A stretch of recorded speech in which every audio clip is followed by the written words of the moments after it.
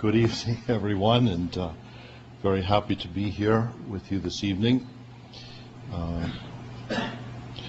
On the beautiful island of Martha's Vineyard, which was in my old diocese, there's a church called the Church of St. Augustine. And it has lovely stained glass windows depicting the seven sacraments. And when you go in the front door, the first window you see is the window that represents the sacrament of penance. And there's a picture of the cross keys, the power to loose and to bind, a priestly stole, and a quote from Scripture which says, "Go and sin no more." Well, there's no air conditioning in the church, and in the summer they open the window, and the only pane that opens is the one that has the word "no" on it. So people come into St. Augustine's and they see that beautiful window and it says, "Go and sin more." Well, I must say, in the 10 years that I was bishop of that place, no one ever complained about that window. But indeed, many people think of the Catholic Church as the Church of No. One of our priests wrote a book on ethics and Catholic moral teachings, and the friars were all teasing him when it came out. They said, "Father Ronald, 350 pages to say no?" But the message of the church is really a message of yes. Yes to God, yes to His commandments, yes to life, and yes to love.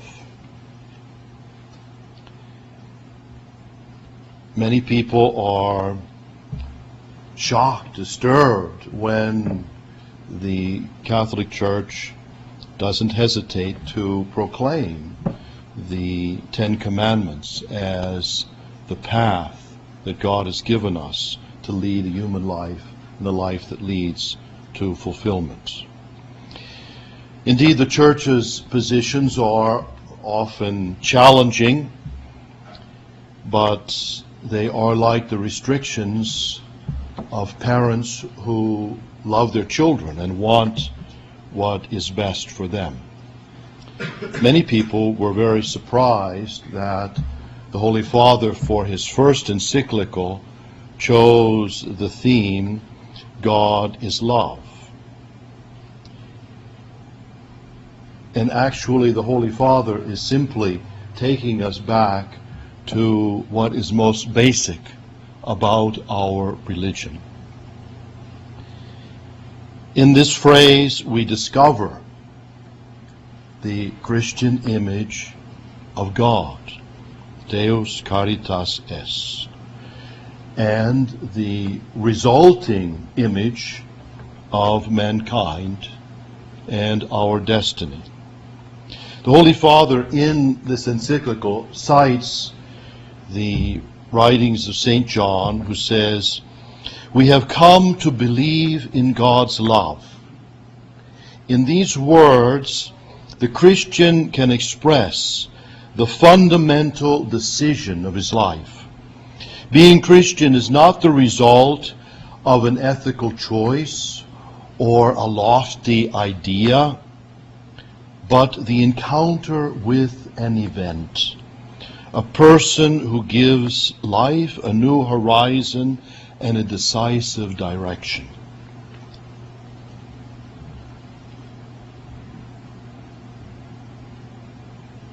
They say that the way to get into who's who is to know what's what.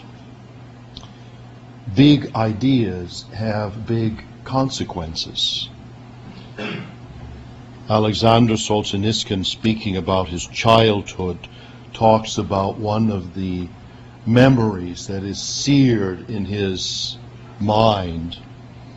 He remembers as a child, in the midst of the persecution in Russia, listening to the old people in his village talking. They were trying to explain what had happened to their country. the oppression, the pogroms, the gulag. They said, all of this has befallen us because we forgot God. Forgetting about God is very perilous, because it's only in discovering God that we discover who we are, why we're here, and what we have to do with our lives. Strangely enough, Europe seems to be making a concerted effort now to forget about God. And I'm sure you're aware that they have chosen not to even mention their Judeo-Christian roots of Western civilization in the constitutions for the European Union. They describe their origins in classical Greece and Rome, and then they skip over to the Enlightenment, neglecting the nettlesome fact that most of the art, music, architecture, philosophy of most of its history is religious. Not to mention the social service agencies, the health care, and the universities that all had their origins in the church. The tendency to forget about God, the move toward secularization, has had a profound effect on Europe. Ideas have consequences. A few weeks ago, the British news magazine, The Economist, had an article on demographics. They said that the European Union has a fertility rate of 1.4, which means that within 5 years there will be more deaths than births in Europe. In Spain and Italy, it's actually lower, 1.2, which means that in 42 years, the population of those countries will be cut in half, and the typical citizen will have no brothers and sisters, no cousins, no aunts and uncles. Then they go on to talk about the United States. Remember, this is a British magazine. They said, America is different because Americans are more devout. It comes as a surprise to us, I'm sure, but from the European point of view, we're very devout. And they said religion plays a role in their worldview. Faith begets hope, and if you have hope in the future, you're more likely to want to have children. They commented on how American congregations, churches, nurture families. They even quote Hillary. It takes a village to raise a family, Hillary said. And then they say, but that village is the church. Faith has been one of the strengths of our country from the beginning. And as de Tocqueville said, it's an essential part of our ability to bridle our extreme individualism that we have as Americans. In Putnam's book, Bowling Alone, he talks about how each generation of Americans is becoming more and more isolated, more and more alienated, more and more alone, more people living alone, eating alone, watching television alone, hours alone in front of a computer screen.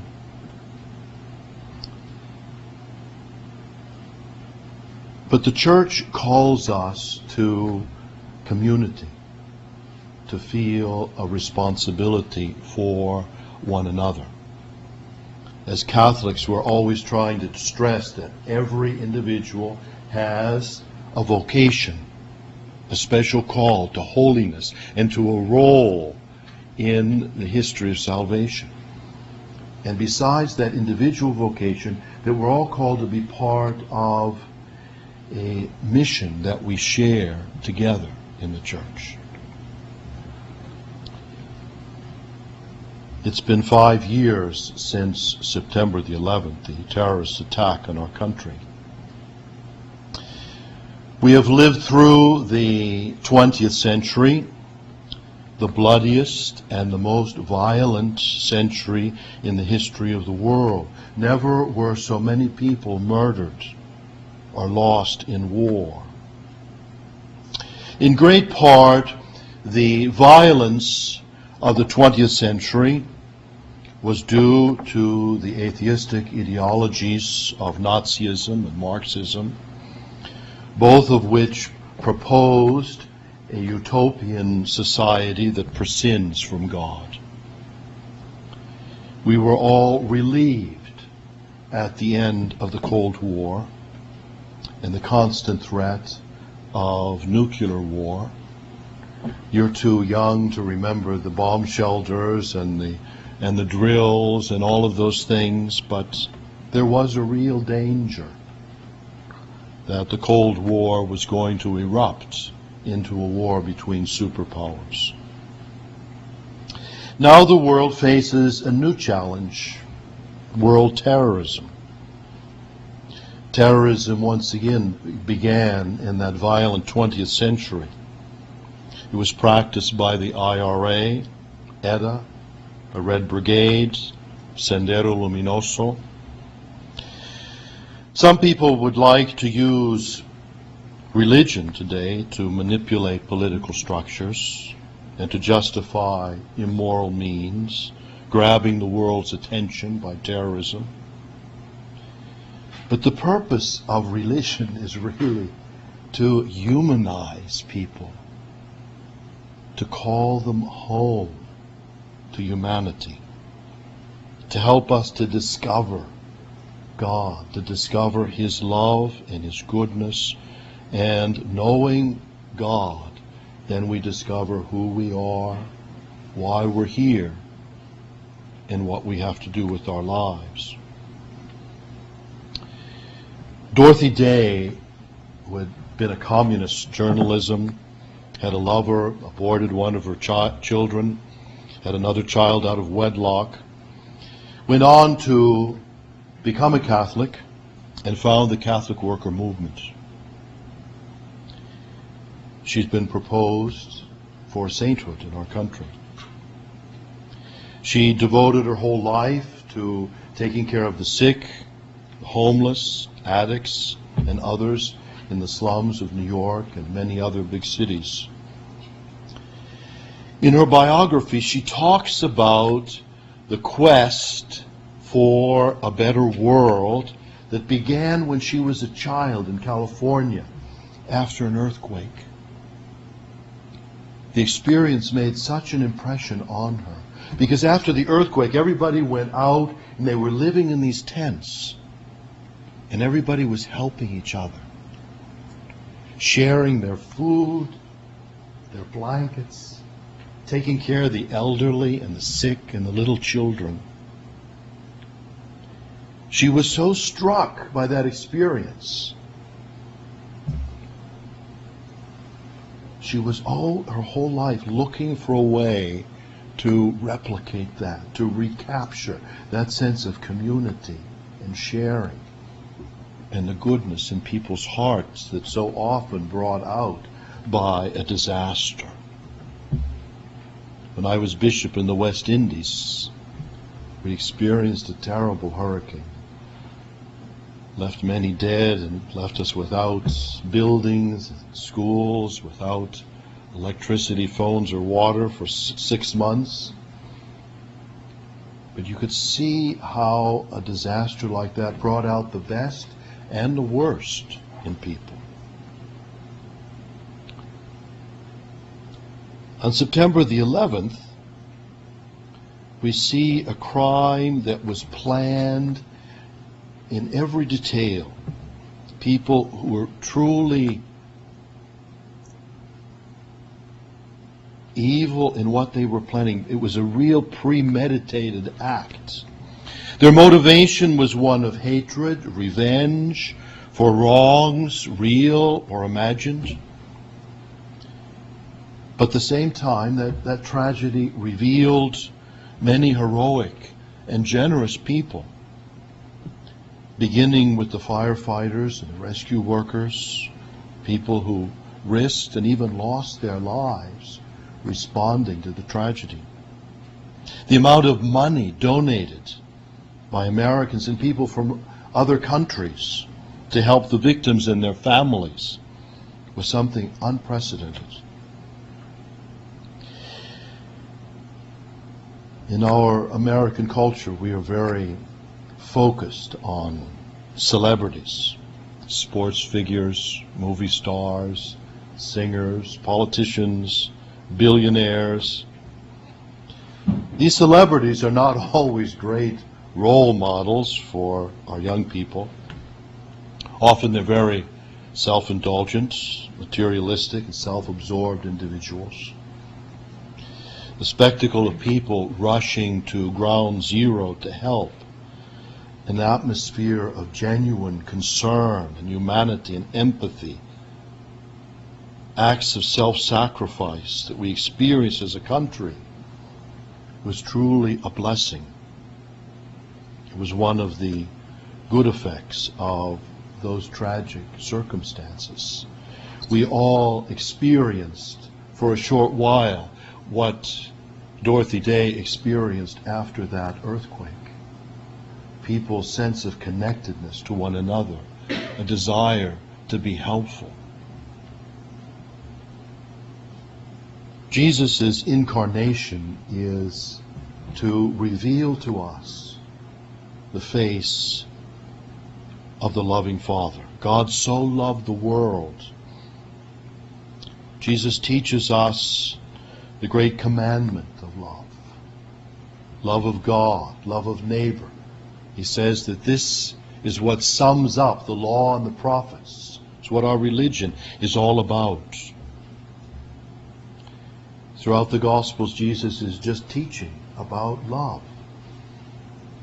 In the Synoptic Gospels is where we read the great commandment, the love of God above all else, with all of our strength, all of our heart. Some people think that if you love God that way, that somehow it's going to diminish your capacity to love others, but that's not true at all. It's quite the opposite. The more we really love God, the more and the deeper we can love one another. In those synoptic gospels, Jesus is teaching us that love of neighbor means love of strangers, love of our enemies. How difficult that is. Chesterton said, God tells us to love our neighbors and our enemies because they're usually the same people. But when we get to the last gospel, John's gospel, then the teaching that John writes about is the new commandment. In John's gospel, Jesus washes the feet of his disciples and says, now I give you a new commandment. We'd heard the great commandment, love God above everything else, love your neighbor as yourself. But the new commandment was for the disciples, for those who were part of the household of faith. And the commandment that Christ gives to us is love one another as I have loved you. So Jesus is now the measuring stick of the love that we need to have among us as his followers. Jesus prays, Father, that all might be one as you and I are one, so that the world will believe. If the world finds it hard to believe, in part it's because we have not followed Jesus' command to really love each other the way that he loves us. How does he love us? God loves us first when we're still in sin. He loves us to the point of giving up his life for us. Greater love has no one than the one who lays down their life for their friends. Jesus said, by this will all know that you're my disciples, if you have love one for another. That love within the community of faith is to be the hallmark of our discipleship.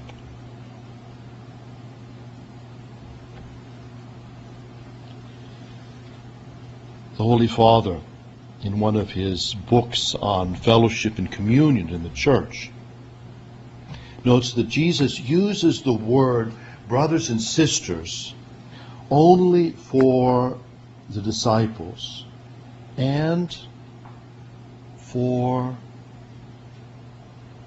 those who are hungry, homeless, imprisoned. That's the only time that Jesus uses that language.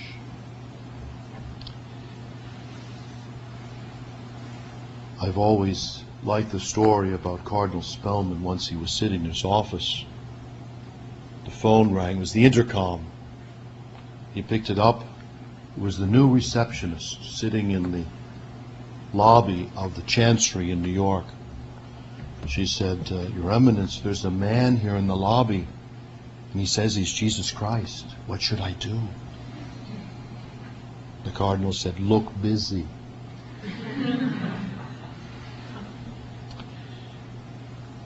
But the Cardinal was right. That schizophrenic, homeless man is Jesus Christ for us, in a distressing disguise, as Mother Teresa used to say. The Church's solicitude for the poor, for the sick, for the downtrodden, for the little ones, is part of who we are as Catholics. The poor, the sick, the lame, the blind, the halt, the lepers, they are the protagonists of the gospel. The Holy Father has reminded us that human fulfillment can be achieved only by making a gift of oneself. That is what we are called to do. The Holy Father has written his first encyclical about God's love, that God is love, because that's the way that we discover who we are, why we're here, and what we have to do with our lives. In conclusion, let me share with you a wonderful parable the Japanese have. They tell the story of a man who lived in a beautiful home on the top of a mountain. And each day he would go out and take a walk and look at the sea down below. And one day as he was out walking, he saw a huge tsunami on the horizon rushing toward the shore. And then he saw a group of his neighbors down on the beach having a picnic. He wanted to warn them. He began to shout and wave his arms. They were too far away. They couldn't see him. They couldn't hear him. And so you know what the man did? He went into his beautiful home and he set it on fire. And then his neighbors down on the beach saw the smoke and the flames. And some of them said, let's climb the mountain and help our neighbor to save his home. And the others said, oh, that mountain is so steep and we're having so much fun. You go. Well, the ones who climbed the mountain to help their neighbor were saved. And those who stayed on the beach having fun, when the tidal wave hit the shore, they were swept out to sea and they perished. Our God is beckoning us to climb the mountain of love, to be able to see His face. Sometimes we think that we're doing God a favor, but we're really doing ourselves a favor.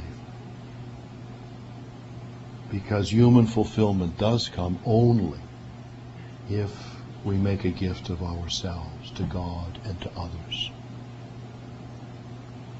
Thank you very much for your attention.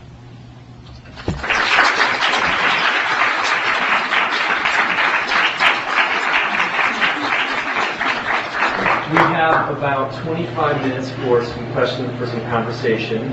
Would you please identify yourself, tell us where you're from, what year you are, and just whatever campus affiliation you have, whether you're City Mission Society or Condoms More Society, or whichever group you're part of, would you please identify that when you raise the question. So the floor is open. Who will be first?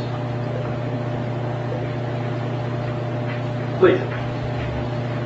Hello, Your Eminence. My name is Eric Mercendal. I'm from Houston, I guess just part of St. James More here. And my question is really just, I'd just like to know what's your present involvement with the Capuchins, and also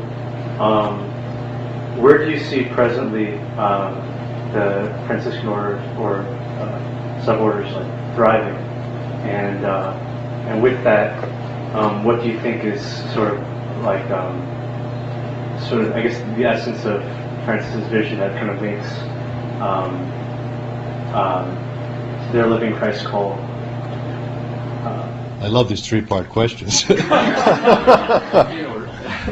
Well, I am a Franciscan, I am a Capuchin, I'm a member of my order, and the fact that I'm a bishop does not remove me from religious life.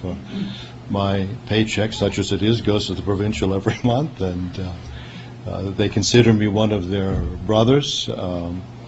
Certainly, as I always say, our best vocation director is St. Francis himself. The ideal of Francis of being a universal brother, of the devotion of Francis to the poor and the crucified Christ, his desire to serve people, to be an instrument of peace, reconciliation. All of these things are part of his charism, and they obviously attract a lot of people to follow him. And I feel certain that his family will continue to grow. My province is a rather small one. We have less than 200 men, but we have 40 men in formation right now. And so I feel very positive that the legacy of St. Francis will continue in the various branches of the Franciscan order, and there are many different groups. We come in all sizes, shapes, and colors, as it were. But Francis, I think, his life and his goodness capture the imagination of many people, not just in the church, but also outside of the church. Just in the order that I saw it. So yeah, I'll try and call you. I saw you first, you second, and then third. So, please. Thank you for your presentation. It was wonderful. My name is Brian Hoffman. I'm currently a graduate student in theology and getting a master's. And my question is about, I guess, I've been studying a little bit on the church in relation to the HIV epidemic, and the church has been really great, or has improved its responses in helping to mitigate the crisis in a variety of forms. And I guess being a student here, I've been able to study with a lot of theologians who espouse the principles of cooperation and double effect, with the possible use of providing prophylactics for certain groups of people. And then my question is, do you foresee that those theological principles that are grounded in God's love, do you foresee that changing, having a development in the church's response to the virus and to those groups of people? Well, that's a very good question, and there was just something that came out within the last day or two, which I have not yet read. But as far as the morality of the use of condoms, the church would not promote the use of condoms as a way of preventing AIDS, but certainly in the countries where the churches have had the best impact by encouraging people to live according to their Christian and other traditions, is where they have been most successful at mitigating the epidemic. And So it's a difficult situation, and obviously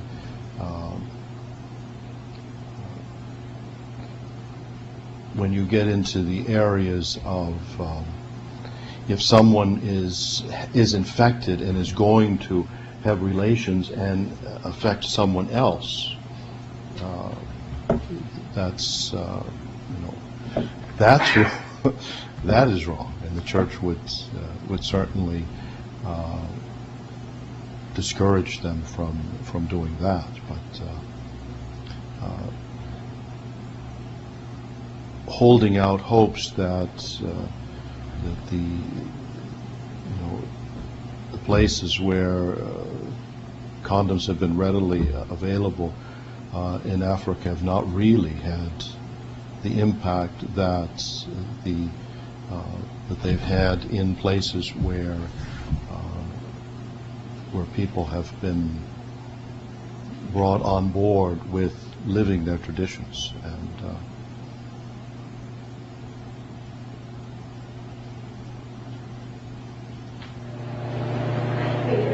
thanks for joining us. My name is Lauren Summer. I'm from Tampa, Florida, and I'm a junior sociology major, and I'm also working on a master's of social work in grad school. So my questions kind of pertain to what do you think are the major social implications of the gospel? You spoke about the purpose of religion being to humanize people and bring humanity together, and also to help people realize their connectedness with one another. So I just kind of like to hear you talk about the social implications, maybe bring in Catholic social teaching, and especially in relation to immigration, which has been kind of a hot topic lately, as well as just people's relationship with the poor. well, we all have a responsibility for one another. The church's social teachings, call us to have that sense of connectedness, the sense of obligation to care for one another. Certainly, in the rights of a country to control their immigration have to be weighed against the rights of other people to for safety, for I remember when I was bishop in Florida for a short time, there were many times when boats were arriving from Haiti, and people were being arrested by the Coast Guard and deported. And my reaction in talking to Governor Jeb Bush was that if the O'Malleys or the Bushes were in Haiti, they would be building a boat to come to South Florida. And so we have to, as I say, weigh people's needs as well. In the United States, we're blessed that we have immigrants coming here who want to be Americans. Their children will be Americans, and they make an incredible contribution to our country. Their energy, their values, their desire to make a better life for their children. It's like that the play about how the Irish, why the Irish are the way they are. There's a line in there about, we came to America because we thought the streets were paved in gold. And when we got here, we discovered the streets weren't paved at all. And we had to pave them. And our immigrants continue to do the heavy lifting for our country and are really a great blessing for us. And in the Catholic community, they're a special blessing because so many of them are our brothers and sisters in the household of the faith, the ones who Jesus said we're supposed to have a special love for.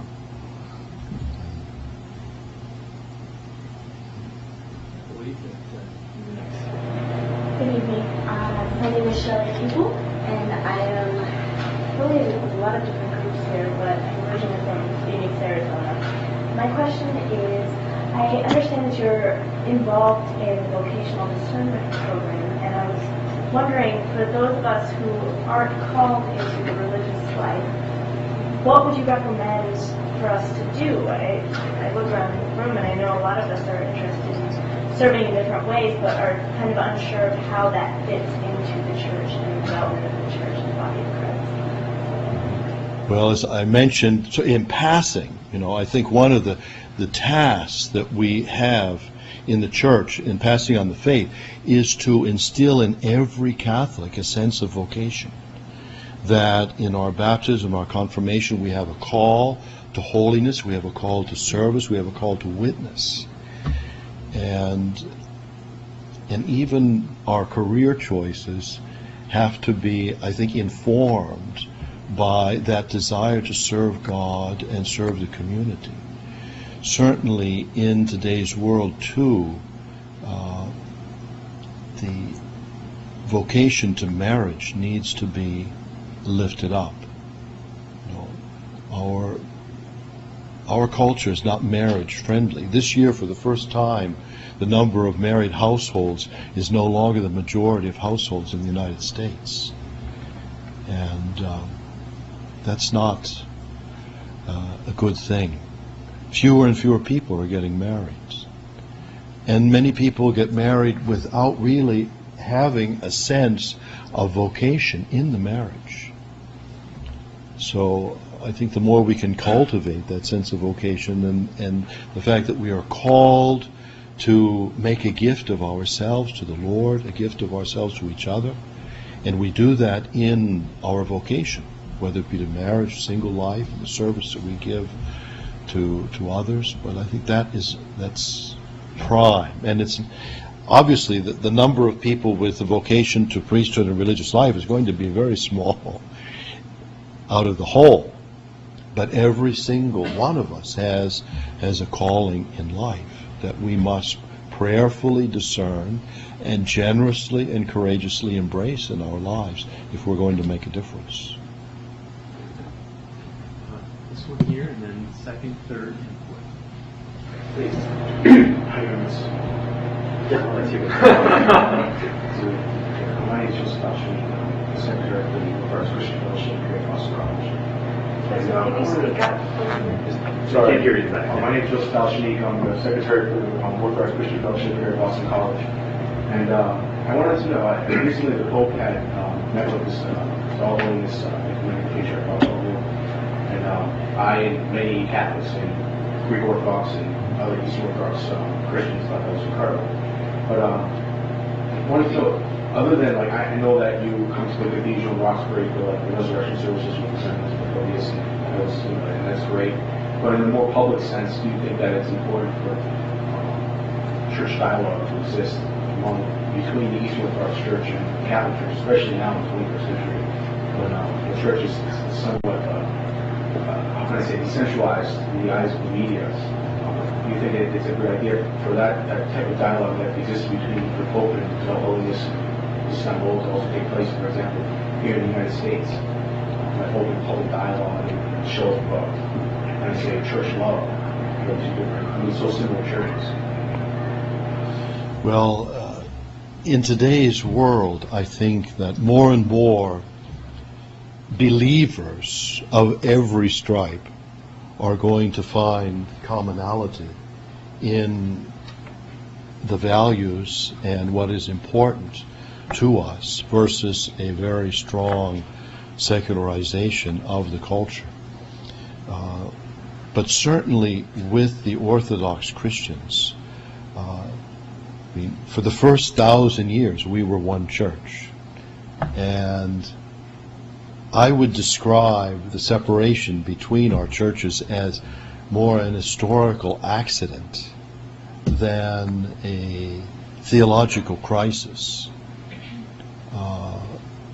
Luther and Calvin had different concepts of grace and theology that put them in different camps. But the faith of the believing Roman Catholic and the believing Orthodox Christian is so close that they would probably need to consult with theologians to find out how they were different.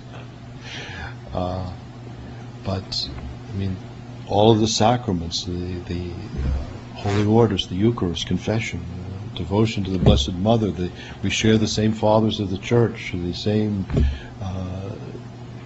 asceticism, spirituality, monasticism. Many of the differences have been cultural, and I'm very, very pleased that here in the United States particularly, and in Boston, we have a very, very close friendship, relationship with the Orthodox community. Next year we'll be doing a pilgrimage to Rome and Istanbul with Metropolitan Methodius and Catholics and Orthodox from Boston. But really, I know that this Pope is very, very focused on trying to bring about reunification between the Western and the Eastern churches, and I think we suffered a setback because of some of the things that happened in Russia, where many Russian Orthodoxes, in the Ukraine particularly, joined the Catholic Church after the fall of the Iron Curtain, but their grandparents had been Roman Catholics who had been forced to become Russian Orthodox by Stalin. And so when they had the option, they went back to Catholicism, and the Patriarch in Russia sort of blamed the Vatican for that. The Vatican had nothing to do with it. And the commitment to union with the Orthodox and the Catholic Church is very, very great. And I hope that in our lifetime we will see the day when we are one church.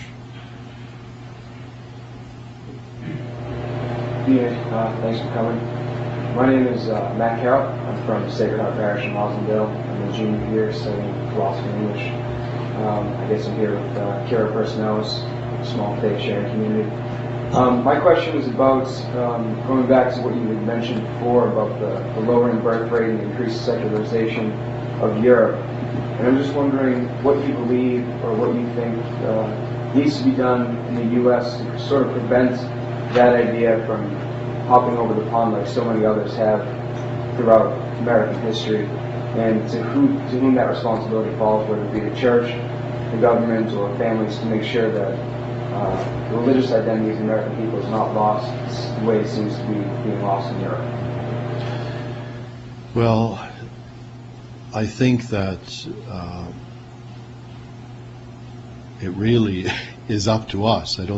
The government is not in a position, or should they be, I suppose, to try and promote religious practice, although the government should be in the mode of protecting religious freedom. And I would say that religious liberty has never been as threatened in the history of our country as it is right now, unfortunately. But certainly we must be more aggressive in passing on the faith.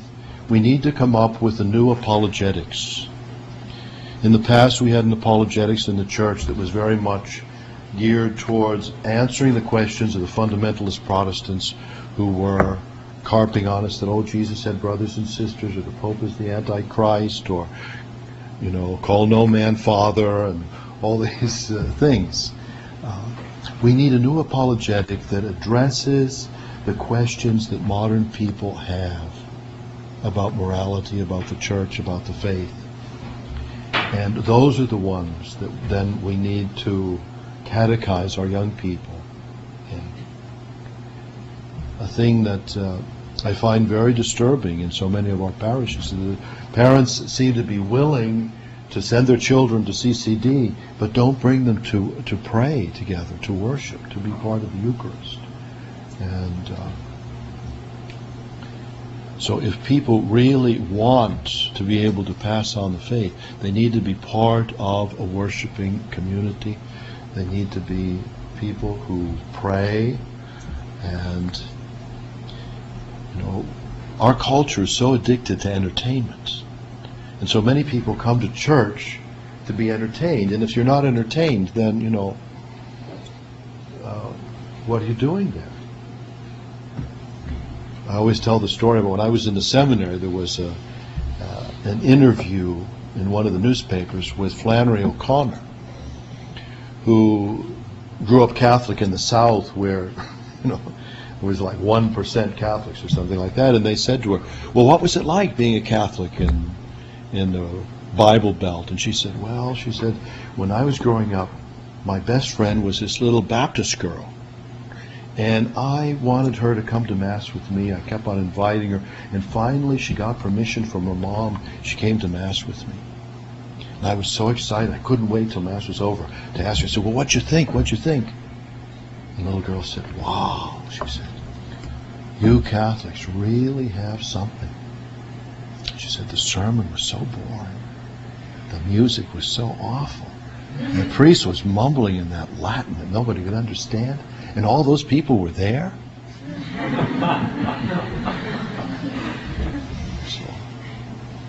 But if we come to church only to be entertained, usually we'll be disappointed. I mean, you may have the great liturgy and the preachers and the music and everything at the university, but if we don't have an interior life of prayer and an understanding that we gather as a people of faith around the Eucharist, and we must do that on the Lord's Day in order to be connected to the Lord and to one another,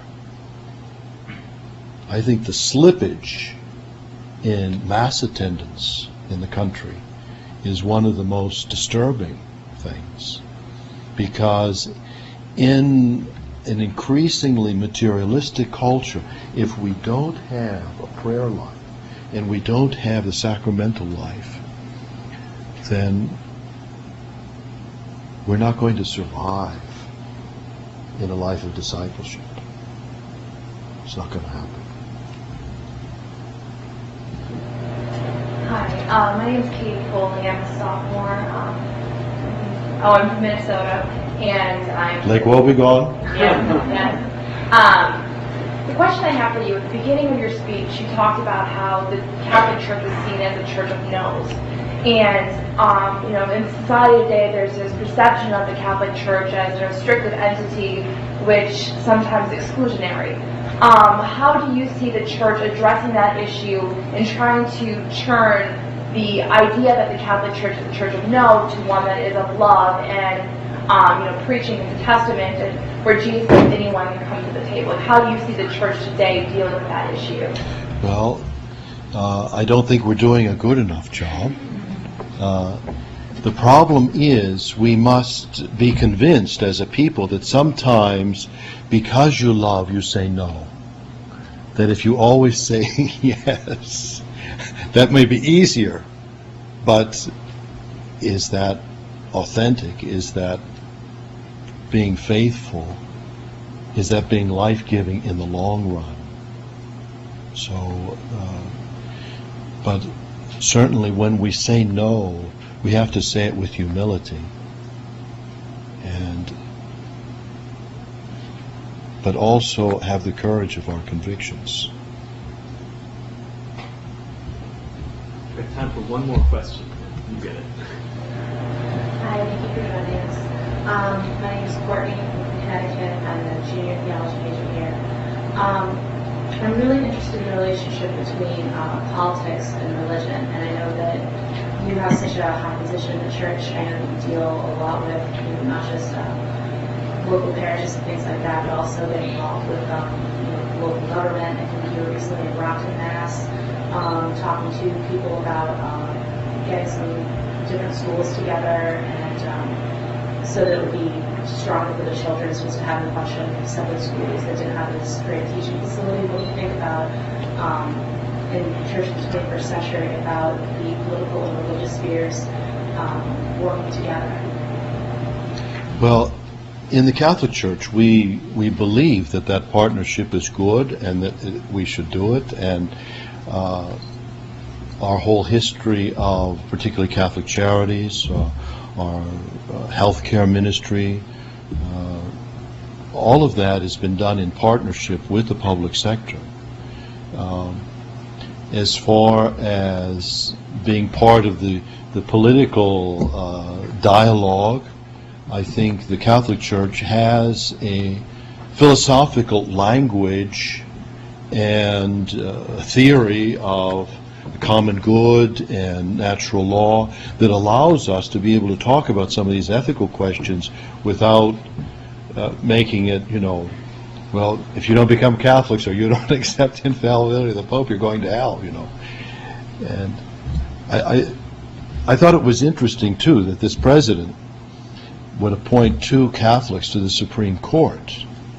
But I think, in a way, he appointed them because as Catholics, they are more equipped to talk about traditional values, but from a philosophical point of view. And certainly to be part of the political discourse, that's necessary. But in the Church, we have a philosophical viewpoint and a worldview that allows us to do that. The problem is we need to have a laity that is better informed and that sees that engagement in public life as part of what discipleship is about. I think that particularly since the Council, we seem to have clericalized our laity so much, where everybody feels that the way to be a good Catholic is to somehow be involved in some liturgical function. Now that's all wonderful. The liturgy is the highest point in our life, but the competence of the laity should be to transform society with the values of the gospel. It's much easier to be a lector, but the other is really what the laity is being called to do. So we have to do a better job equipping you spiritually and theologically to be able to do that. But does that answer your question? Okay. Now, Father Bashan, the Cardinal Secretary, has assured me that we can still take 2 or 3 more questions, assuming you're not exhausted. So I saw somebody who had a hand in the back, I believe. Maybe it was, yes, I believe you had one. So why don't we say 1, 2, and then there was a third. Why don't we say that those will be the last 3? So please. Your Eminence, thank you for coming tonight. Boston College has, especially in the last few semesters, had really struggled with issues between maintaining its Catholic identity, but also allowing for the academic freedom that is necessary for a university to excel in its job. And especially last semester, a new policy was implemented that called for a balance of speakers, that if a speaker was brought to campus espousing viewpoints contrary to church teaching, that the counterpoint, the counterbalance of the church teaching also had to be presented in some way. And it caused a bit of an uproar because many saw it as the university infringing upon their academic freedom. How do you see the relationship in the university setting between maintaining the tradition, maintaining the Catholic values that make a place like Boston College so rich and so strong, and the necessary ability to push those values, to push the envelope, to question them in the realm of academic freedom? Would you just quickly say who you are, please? Oh, I apologize. Nathaniel Campbell. I'm with St. Thomas More. I'm a senior. Well, in the Catholic University, we believe in fides querens intellectum. We begin with faith, and faith helps to illumine the path to find the truth. And so I wasn't aware that there was this controversy, or that we're trying to do a balancing act between Democrats and Republicans here or something. I would hope that as believers and Catholics at a Catholic university, that we would be very clear as what we are about and what the teaching of the Church is, and at the same time try to be informed about other opinions, but certainly the primacy of our dedication to truth, our belief in the truth, and our belief that faith helps us on that path to discover the truth.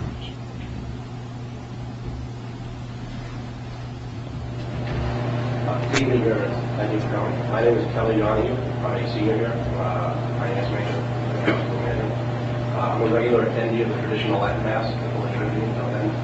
I was curious what you believe the role of the traditional Mass can be in the future of the Church. Well, in Europe, the traditionalists in and outside the Church are very, very numerous. In the United States, the numbers of people that are attracted to participating in a Tridentine Mass, whether in the Church or in schismatic communities, is very, very small. If it were only the United States, I would say, this is going to disappear. But in Europe, we may be talking about 1 million Catholics. So I think the Holy Father's desire to reach out to those who have separated themselves from the Church has occasioned a reassessment of the Tridentine liturgy in the Catholic Church, and perhaps a renewed appreciation of it.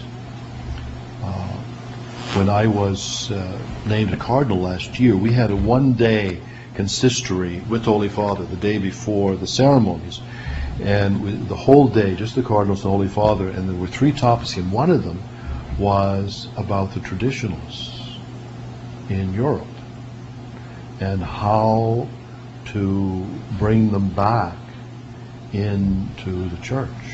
And they spoke about a group of 30,000 Lefebvrites in Brazil who came back into the Church as a group.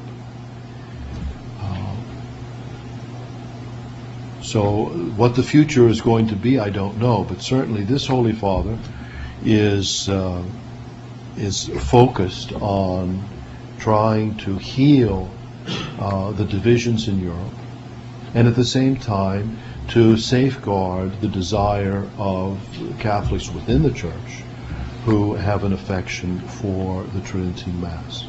I must say, when the indult first came, we all expected that it was going to be people my age, we old fogies, that would be going to these Tridentine Masses, because that's what we grew up with. As a child, I started serving Mass when I was 6 years old, and learned that in Trivo Altare Dei, Adeum Quidentificat, Juventus Meum, and all of the prayers, and that was the Mass for us till the time I was ordained, practically. But the truth of it is that many young people and young families are gravitating toward the Mass. And I think that part of the reason is that people are looking for the sense of the sacred, which is very, very strong in the old liturgy, and the beauty of our musical tradition and the Gregorian chant and the polyphonic music. I remember Cardinal Wright, who was our bishop when I was in Pittsburgh. He said, when the Son of Man appears on the clouds of heaven and comes to judge the living and the dead, they will not be singing Kumbaya. Said they will be singing Sanctus, Sanctus, Sanctus, Dominus Deus Sabaoth. So the Mass is very beautiful, and I'm sure that it is going to perdure in the Tridentine Mass in the Church. But in the United States, I think it's always going to be a very limited number of people that are involved. My name is Kate Brown. I'm a sophomore in Massachusetts. I'm here for the Liturgy Group. And my question, a lot of students on campus do not no longer go to Mass because they don't feel like they're getting anything out of going to Mass. And I was wondering if you have any suggestions on how these people can get more out of going to Mass tonight. I think that it helps if we have a prayer life first. You know, people that drag their kids to church, that's wonderful, but we need to teach them how to pray.